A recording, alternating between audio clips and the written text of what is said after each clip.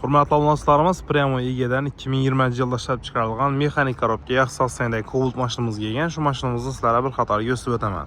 Metan gazdan o'rnatilgan bo'sh ballonlar qo'yilgan mashinamiz 200 ming kilometr yurgan, lekin asosiyasi 200 ming yurganga o'xshamaydi.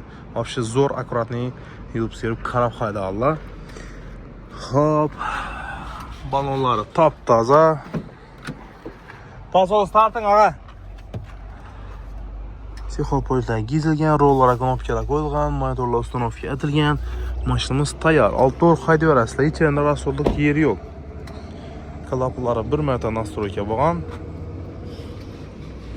Bahosini 120 million so'm pul bo'lsa, beraman deb ko'p bilan endi bir ustida gashib bersalar kerak. Ustuna galasida esin charaman, Premo egasi bilan savdolashib, gaplashib olaverasizlar mashinamizni.